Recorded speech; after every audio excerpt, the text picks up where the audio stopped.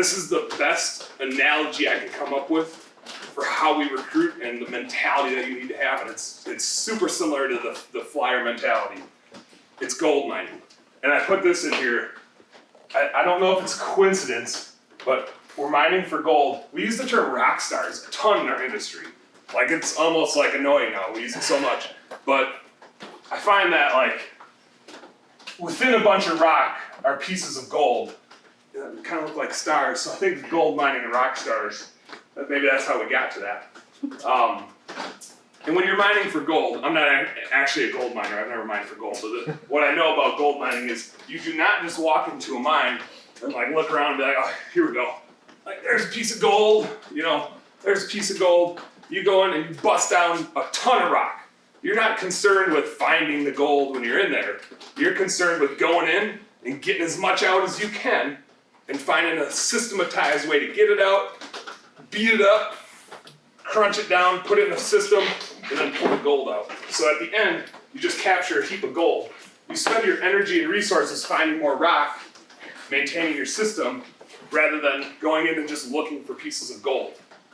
You use capital and you use systems to do the work for you so that you don't have to go through 100 applications on your desk trying to decide if this application is real or fake or if they're going to show up or not show up. So you need to be a gold miner. Let's see if I can get this video right here. There's a quick, kind of quick.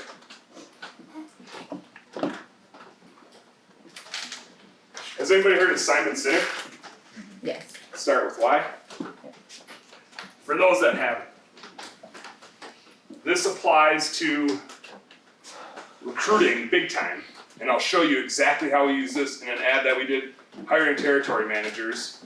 I'll show you the ad, and the result of one ad was we got 20 interviews set up, 19 showed up, hired 3 of them, and this was in Baltimore for one of our clients.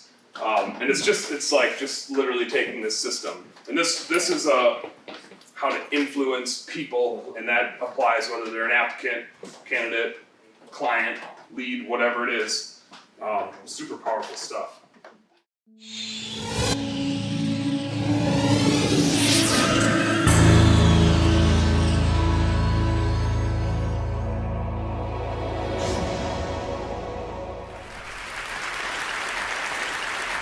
I call it the golden circle.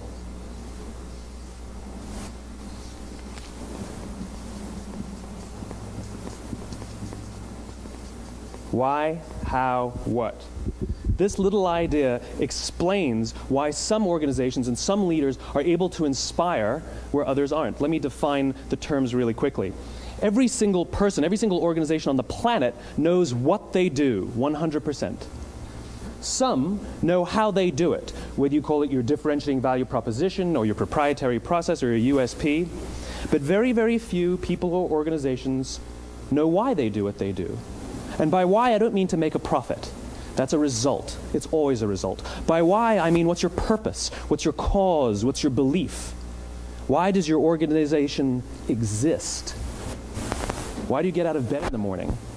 And why should anyone care? Well, as a result, the way we think, the way we act, the way we communicate is from the outside in. It's obvious. We go from the clearest thing to the fuzziest thing. But the inspired leaders and the inspired organizations, regardless of their size, regardless of their industry, all think, act, and communicate from the inside out. Let me give you an example. I use Apple because they're easy to understand and everybody gets it. If Apple were like everyone else, a marketing message from them might sound like this. We make great computers.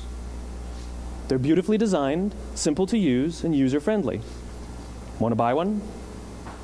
Meh. And that's how most of us communicate. That's how most marketing is done, that's how most sales is done, and that's how most of us communicate interpersonally. We say what we do, we say how we're different or how we're better, and we expect some sort of behavior, a purchase, a vote, something like that. Here's our new law firm.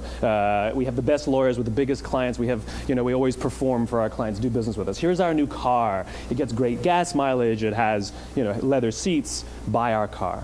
But it's uninspiring. Here's how Apple actually communicates.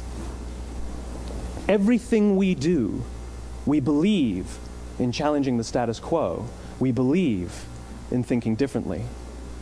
The way we challenge the status quo is by making our products beautifully designed, simple to use, and user-friendly. We just happen to make great computers.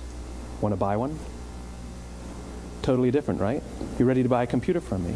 All I did was reverse the order of the information. What it proves to us is that people don't buy what you do, people buy why you do it. People don't buy what you do, they buy why you do it. This explains why every single person in this room is perfectly comfortable buying a computer from Apple. But we're also perfectly comfortable buying an MP3 player from Apple, or a phone from Apple, or a DVR from Apple. But as I said before, Apple's just a computer company. There's nothing that distinguishes them structurally from any of their competitors. Their competitors are all equally qualified to make all of these products. In fact, they tried. A few years ago, Gateway came out with flat-screen TVs. They're eminently qualified to make flat-screen TVs. They've been making flat-screen monitors for years. Nobody bought one. And Dell came out with MP3 players and PDAs. And they make great quality products, and they can make perfectly well-designed products, and nobody bought one. In fact, talking about it now, we can't even imagine buying an MP3 player from Dell. Why would you buy an MP3 player from a computer company? But we do it every day. People don't buy what you do, they buy why you do it. When we communicate from the outside in, yes, people can understand vast amounts of complicated information like features and benefits and facts and figures. It just doesn't drive behavior. When we communicate from the inside out, we're talking directly to the part of the brain that controls behavior, and then we allow people to rationalize it with the tangible things we say and do. This is where gut decisions come from. You know, sometimes you can give somebody all the facts and your figures, and they say, I know what all the facts and details say, but it just doesn't feel right. Why would we use that verb? It doesn't feel right.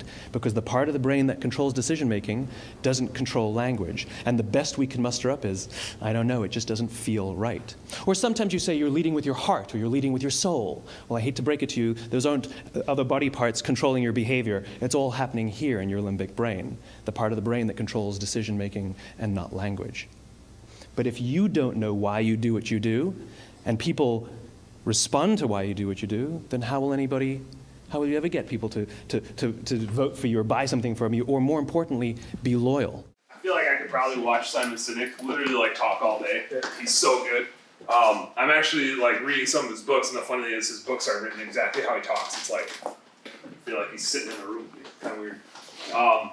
So the beauty of that is your entire business can run on that principle. It spans your entire supply chain. It spans from your employee all the way to your customer. And it's a really simple process to teach your employees, right? We don't want to have to think for our employees. We want to teach them how to think. How easy is that? When you're talking to a customer, here's how you talk to them. Start with why you do what you do and why you love it here. When you talk to somebody that you're trying to bring in for an interview, tell them why you're here. Don't tell them what we do. They can go do anything, right? They can go flip burgers, they can go soft wash, they can go mow lawns. It doesn't matter. It's just a job. It's why they have the job that's important, and why they want to work with you that's important.